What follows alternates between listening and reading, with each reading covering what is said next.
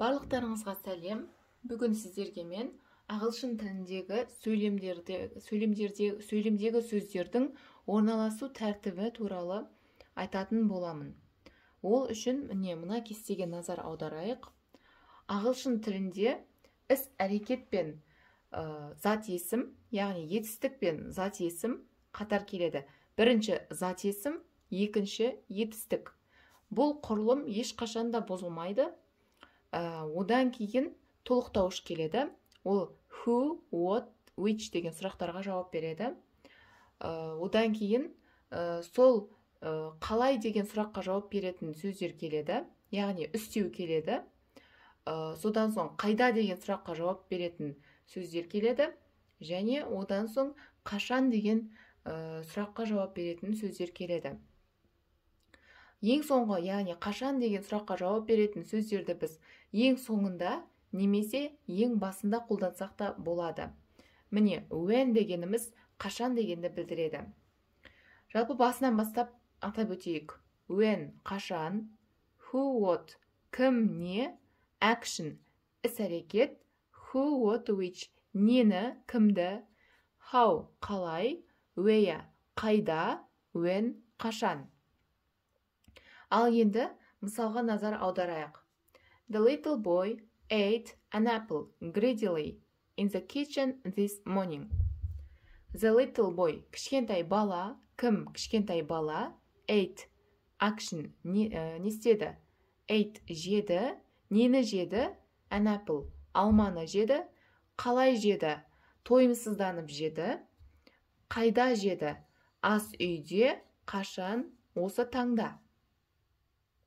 Ал енді қазақ тілімен салыстырып өтейік.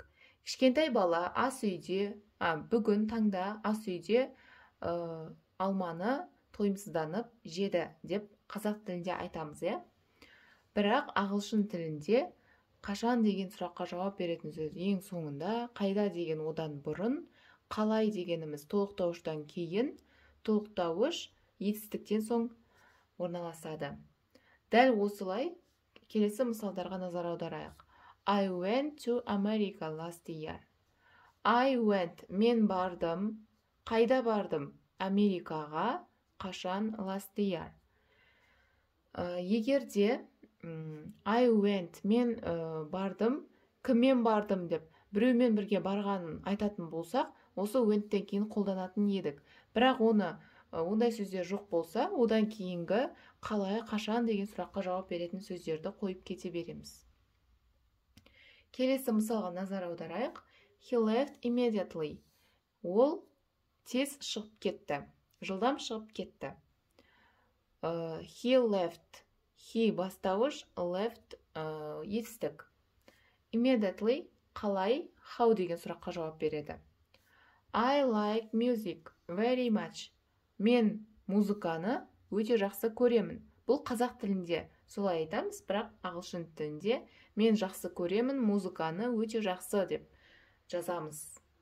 Келесі мысал. The match ended at 4 o'clock. Математика сағат 4-те аяқталды. Міне біз салыстырып қарайтын болсақ, математика сағат 4-те, яғни біз қашан деген сұраққа жауап беретін сөздерді зат есімнен соң қолданып тұрмыз. Бірақ ағылшын тілінде оны ең соңғы орында қолданамыз. Немесе ең басында қолданамыз.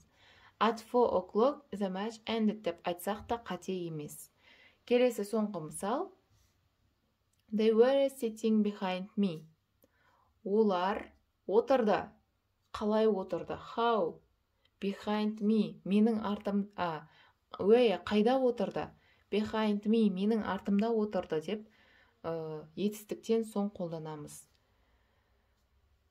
Міне достар, бүгінгі сабақ аяқталды. Сіздерге бұл сабақ түсінікті болды деп ойлаймын.